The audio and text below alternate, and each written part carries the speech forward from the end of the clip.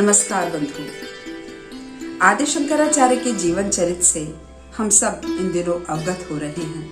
उनकी जीवन यात्रा के नाना प्रसंगों को सुन रहे हैं और बहुत कुछ सीख रहे हैं। मुझे अत्यंत प्रसन्नता है कि मैं आपके साथ इन प्रसंगों को सुन रही हूँ और सुना रही हूँ। तो इस जीवन यात्रा के अगले पड़ाव की ओर चलते हुए आइए जाने एक नया प्रसंग।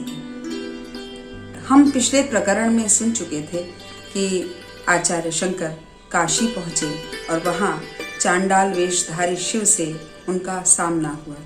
शिव ने उनको आज्ञा दी कि वे बद्रिकाश्रम जाएं और बद्रिकाश्रम में जाकर शंकराचार्य ने बद्रीनाथ के मंदिर में विग्रह की स्थापना की और तरह तरह के भाष्य लिखे।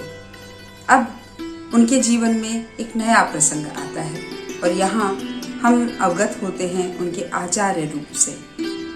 शंकराचार्य जब बद्रिकाश्रम में रहते हुए व्यास गुफा में अनेक भाष्यों की रचना कर रहे थे, तब उन्होंने भाष्य रचना करने के पश्चात अपने शिष्यों को उन भाष्यों का अध्ययन कराना आरंभ किया। ऐसे में अनेक शिष्य जो उनके साथ थे सभी अध्ययन कर रहे थे। आपको ध्यान होगा एक प्रकरण में मैंने बताया था कि आचार्य शंकर के एक शिष्य थे सनंदन, जो चोल देश से आए थे। शंकराचार्य के अत्यंत प्रिय शिष्य थे और यह हम सभी जानते हैं कि यूं तो आचार्य को या किसी अध्यापक और शिक्षक को हर छात्र प्रिय होता है, परंतु छात्र अपनी प्रतिभा के कारण आचार्य के हृदय में एक विशेष स्थान बना लेता है। सनंदन ऐसे ही थे। भाष्यों का अध्यापन करते समय आचार्य शंकर ने सनंदन को शारीरक भाष्य का 3 बार अध्ययन कराया।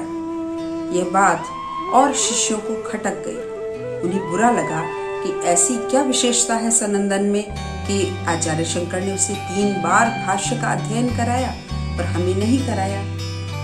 आचार्य शंकर भी ये बात भांप गए कि उनके शिष्यों को ये बात अच्छी नहीं लगी कि सनंदन को 3 बार उन्होंने शारीरिक भाष्य का अध्यापन कराया है।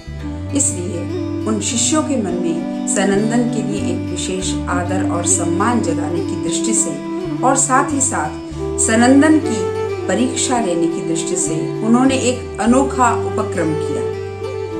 हम जानते हैं कि बद्रिकाश्रम में अलकनंदा नदी बहती है। अलकनंदा के एक किनारे शंकराचार्य और उनके अन्य शिष्य थे, जबकि सनंदन आचार्य के वस्त्र धोने के लिए अलकनंदा के दूसरे किनारे गए हुए थे। शंकराचार्य ने बड़ी दर्द भरी आवाज में सनंदन को पुकारा, जैसे वे न जाने कितने बड़े संकट में फंस गए हैं। सनंदन ने जैसे ही आचार्य की पीड़ा भरी आवाज सुनी, अपनी जान की परवाह किए बिना तुरंत वे नदी के जल की ओर दौड़े और जल को पार करके दूसरे किनारे की तरफ आने लगे। आश्चर्य देखिए कि गुरु कृपा के कारण सनंदन जहां जहां नदी के ऊपर पांव रखते जाते कमल खिलते जाते और गुरु के कारण या गुरु की कृपा के कारण वे आसानी से नदी को पार कर गए। यानी कि एक किनारे से दूसरे किनारे तक वे नदी को पार करके आ गए और इतने भाव विभोर थे, गुरु की इतनी चिंता थी उन्हें कि उन्होंने ध्यान तक नहीं दिया कि मैं नदी पार करके आ गया हूँ, जबकि उनके चरणों के नीचे कमल खिलते रहे और उन्हें पता तक नहीं चला कि मेरे चरणों के नीचे कमल खिल रहे थे और उसका कारण गुरु की कृपा थी।